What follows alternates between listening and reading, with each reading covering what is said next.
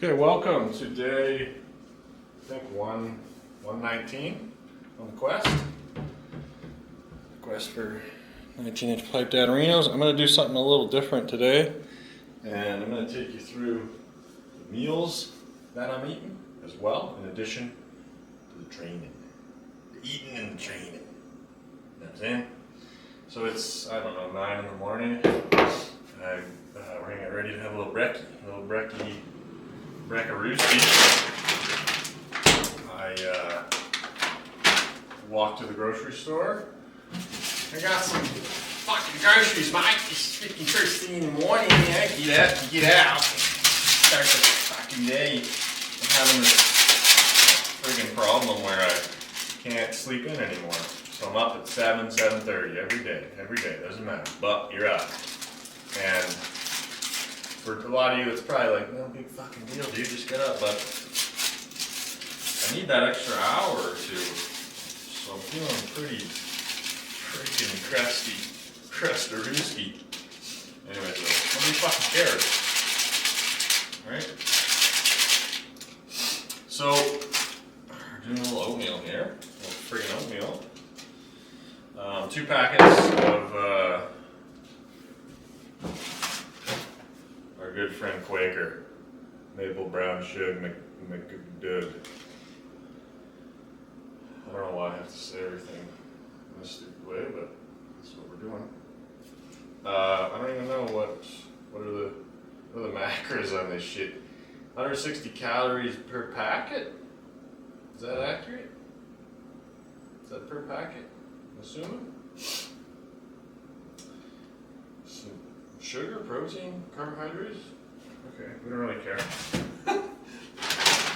2 of those cups, and then frozen fruit.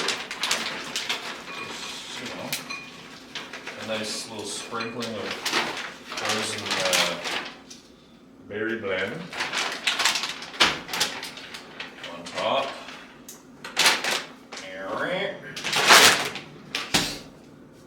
Water in there.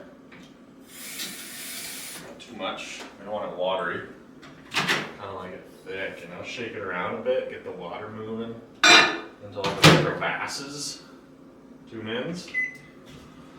And away we go. I'm a big fan of moderately healthy, so I think you're better off to not try to do the fucking chicken broccoli green kale smoothie routine where you don't have salad dressing and like literally try to eat like the most fucking healthy of all time. I think, and then what happens to most people, myself included, is you end up binging on bad shit, and then it's actually net worse. You know, you're not actually eating better. So I think eating moderately healthy, and I don't want to get the nuclear radiation, although maybe that would make me more swole to do anything at this point. Maybe I should stand in front of the microwave and catch some mutation waves. Yeah, if you eat moderately healthy, I think you'll enjoy the food that you eat a bit more and be able to do it sustainably. That being said, I've been eating like an absolute fucking trash can lately. Part of the reason I want to film my nutrition is that I think it'll help to keep me accountable with what I'm eating. I've been dialed in. I've been locked in with the training. Didn't miss any workouts. I missed like 1 because I was sick, and then I pushed through. So I just been having a tough time, and part of maybe it's TMI, but just finishing up school, my master's in economics. And we're almost done. We're like a couple weeks out. And it's just taking its toll on my life, my mentality. It's eroded me into a shell of my former self. And I just don't really have much that I look forward to. We're in Saskatoon here. It's fucking miserable every day. It is what you make of it, but it's objectively miserable. And I don't know, man, there's just not much to do, and I just sit in the computer lab every day, fucking crunching numbers, looking at Excel, putting together and then I make content, I'm sitting there and I just go punish myself at the gym, and then I fucking do it all over again. And that's crushed my spirits a little. My point is that I end up eating junk food as something to look forward to. That's how she looks so far. And so my diet's been worse than it's ever been. And we're like a little flubby. Nothing terrible, but like I just don't feel good either. You know, like I feel inflamed and puffy, and my stomach's always fucked up, and it's just like the whole thing about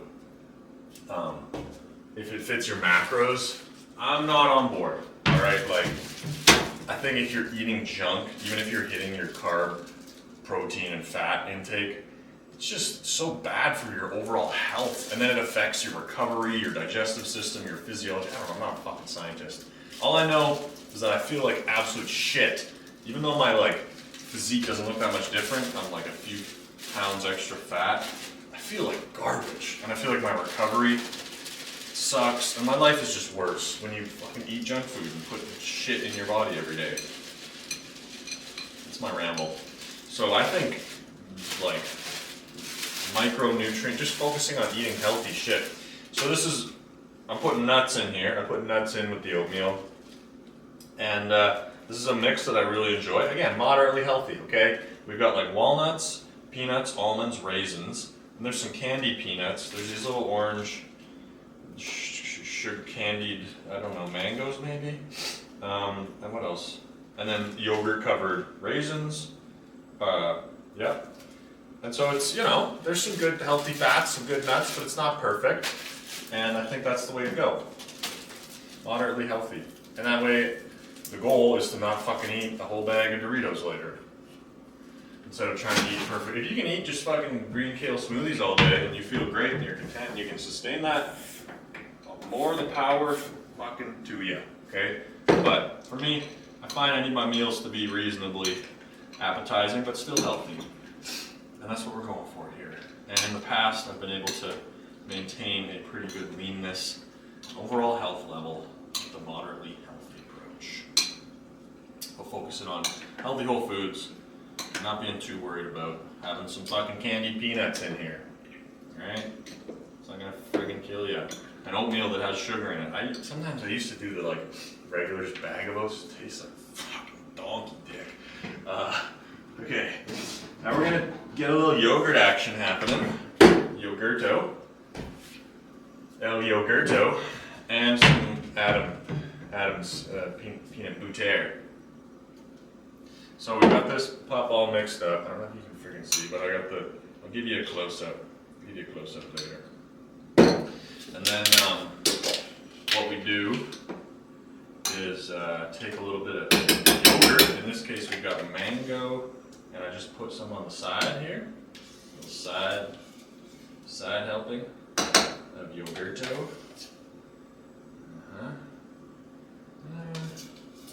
That's probably good. Oh, there's sugar in the yogurt. Oh no! Oh my god! I'm gonna die. Shut the fuck up. And then Adam's peanut butter with crunchy's my preference, and I get a good little fucking scoopage of that. Yeah. All right. Boom. We're ready to fucking chow down. This is breakfast. This is what I do most days. I'm on point. We're gonna be on point from now on because I'm tired of feeling like a bag of fucking dumplings every day. Because I eat so much shit the night before. So let's take a little look. This is what we have. Yogurt. You can see the yogurt. You can see the fucking... Ooh, we're almost going overboard. And peanut butter and shit. That's it. We're getting a little drizzle down the side there. So I'm going to eat this bad boy. And I don't think you want to sit here and listen to me freaking chew and whatever else. And then we'll probably do a little flex check-in. Which I'm a big fan of flexing and looking at your physique on a daily basis, because I think over time, I know it sounds very narcissistic and self-absorbed, whatever, but there is some utility in it, in that I find it helps you to be more in tune with how your body's responding to what you're doing. What workout did you do the previous day? What was your sleep like? What was your nutrition like? What was your whatever? The closer you pay attention to what your physique looks like on a daily basis, the more you're going to develop the ability to, I don't know if that was part of my oatmeal or not. I found something sitting on the table and I was going to put it in the bowl. It looks like it is, but that could have just been a crusty sitting there. Yeah, the more in tune you can get with how your physique is responding to everything you're doing, I think will help you to, it's helped me to draw conclusions and like kind of pick up on certain things. For example, if I sleep in, my physique is flat as fuck. I don't know why. I don't know what it is. And I mean like sleep in till like 10 or 11. As long as I'm up by like 8:39, we're looking juicy. If I sleep in, doesn't matter. Even if I got a good sleep, so I'm rambling, but that's, we'll do a little check-in in a sec here. I'm gonna chow down and get this fucking shit in me, boy. Okay, oatmeal down the gullet, into the system. Do a little morning gun check. Now obviously I have no pump and I feel a little bit tired. But I do tend to notice that we look decent in the morning after eating breakfast. Full. Alright, that's the pipes. That's how the pipes are looking. Locked and loaded, ready to go train. In terms of what time I'm going to train, I'm not really sure because I either train at night without stimulants or I train like middle of the day with stimulants. And I've mostly been training at night without stimulants. Obviously, because if you take a bunch of fucking pre or energy drink or whatever at night, you're not going to be able to sleep. At least I don't. So if I'm going to do that, I do go earlier in the day. And I tend to always be stronger later in the day. Don't know why. That's why I think it's good to assess what your body responds to best, because some people are morning worker outers and some people are not. And for me, I never have any strength in the morning, like 25% weaker. Just a pussy in the mornings, a little morning puss. So adapt your approach to what works for you. I don't know what I'm saying. I don't really have anything else to say.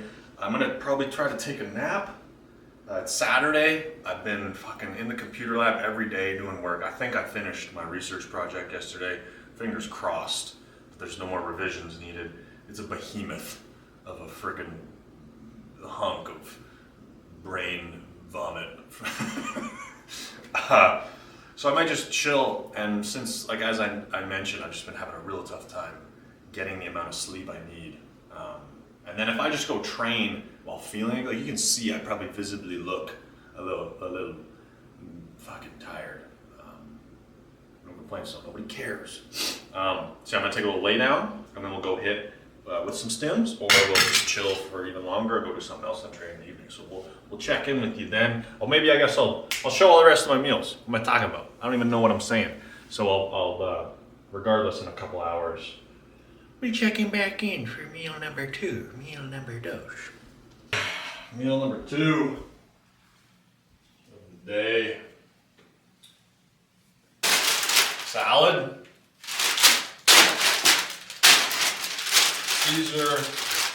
Caesar Supreme. So we're gonna do something a little crazy with it. It's not gonna just be salad, right? We're gonna spice it up a little, you know? Add a little bit of spice. Fucking lettuce, croutons, dressing, cheese. Pretty goddamn simple, okay? Nothing fancy here. And I think I'm gonna go to the gym soon. I don't know what time. Noon right now? Ish? 11:30, noon? Something like that? So this would be like that pre-sesh meal. I got a Monster energy drink. I laid down for a little nap, and you know what? You know what's fucking fun? When you feel exhausted and you lay there and you can't sleep. That's so fun. It's one of my favorite activity. My favorite things. Feeling exhausted and laying in bed awake. That's gotta take the cake. That's the topper. My all-time favorite shit to do, you know? On a Saturday afternoon, why not, you know? Treat myself. It's fucking frustrating as fuck. Anybody out there who's got insomnia or problems sleeping, you know the struggle. You lay there and you just can't turn your fucking brain off. Anyways, I find that even if I don't fall asleep, at least resting some more seems to help for my workouts. As opposed to just saying, screw it, I'm gonna go train. I get there and I'm just flat as a fucking pancake and I have absolutely no energy. Obviously, actually sleeping properly would be ideal. But the next best option, spending some time physically laying in bed, does seem to help charge up the system a little bit for the utter insanity that's going to go down in the gym today. Okay, so salad, and now we've got this. I make these freaking jambalaya pots. It's not a jambalaya, I just call it a jambalaya. And basically, if you can see, it's just a bunch of quinoa and chicken, okay? Chicken breast, quinoa, put in this big old cauldron. It's about half done, so when it's full to the tippy, she's a real load. And I just like to have, sometimes I eat it just like by itself. I'll put some olive oil and some Frank's hot sauce on it, but I also like to add it to shit, like salads. Whoa, holy shit, overboard. Getting a little excited. I'm excited for the video, you know, trying to put on a show. Basically, I'm just going to put a few scoops of this chicken and quinoa into the salad. This way, it's much more, I don't know, what do they say, 5-second rule? How long has that been there? 15? I don't give a shit. I don't give a fuck anymore. Maybe it'll make me stronger, you know, whatever bacteria's on the floor here. Just ran the Roomba. Didn't do a very good job, though, you know. I said the automatic vacuum, it just cruises around, does this thing. You just shit job today, pal. The place still looks like shit, man. What am I paying you for? Gonna have to run them again anyways, because now there's quinoa all over the floor. But this makes the meal a bit more dense. You know, if I just ate a Caesar salad before training, like, it's not gonna be enough substance. Whereas, you know, couple scoops of frickin'. Let's get the natural light on that. Oh! I need a new tripod soon. This thing's getting a little wonky. Here you go. So Caesar salad, and then you can see the quinoa and the chunks of chicken breast all in there. So a chicken Caesar salad with a little quinoa on top. So the protein is pretty good. And I'm gonna be training probably like 2 hours from now because it takes me like an hour and a half to warm up. So this will be nicely digested. And then I will be consuming the Monster energy drink for caffeine to absolutely jizzery jazz myself up. So I'm gonna eat this, head over to the gym, and then we'll do a voiceover for some of my training clips because I find I was doing the freaking mic'd up thing, and that's like the bee's knees that like everybody's doing because Sam Sulek went so viral, so now everybody's like, oh, all I have to do is mic myself up and everybody's gonna want to watch me. And really I think it's more that it's specific to him. Like he's just got a unique personality that people are drawn to, whatever. Anyways, I tried that too, and I found it very distracting. I found it very difficult to like focus on my workout. Because I'm like talking, like setting up the camera, like looking and like explaining what I'm doing. And I like to just have my EDM music blasting, potentially some caffeine in my system, and just focus in. And that's my favorite time of the day. And I found recording with a fucking microphone on and shit just like ruined it. You know, when you're in a public gym, you're kind of creating a bit of a, people are looking at you, and it just throws off the vibe. I like to be in there absolutely unleashing my inner animalistic tendencies. And so setting up the camera for a couple sets is no big deal. I just kind of set it up and like whatever, then I fucking can stay locked in. So that's why we do the little voiceovers. Workout was some good, some bad. The biceps have really been progressing. The amount of weight and reps that I can do. It's been flying up every sesh. But my triceps have actually not only stagnated, but regressed some. And I think I finally got it figured out. What the heck is going on? About, I want to say 1 to 2 weeks ago, I started adding in an active recovery workout. So what I've been doing previously is hitting arms, resting 2 days, and then hitting arms again. And then what I started doing was hitting arms intense, and then the next day going in and doing like a recovery arms workout where I'd push not super hard. And I do like 10 sets and just get a pump. I thought I was kind of experimenting, thinking that'll help me recover more. But I was pushing my triceps harder for sure, because I was trying to use it to activate some chest and shoulders and back action. Pushing the triceps harder than the biceps. And then since I've done that, I'm reflecting back, I'm realizing like, oh, my tricep strength has decreased since then. So I'm definitely not allowing the muscle to recover, because otherwise it doesn't really make sense that one lift would consistently go up and the other wouldn't.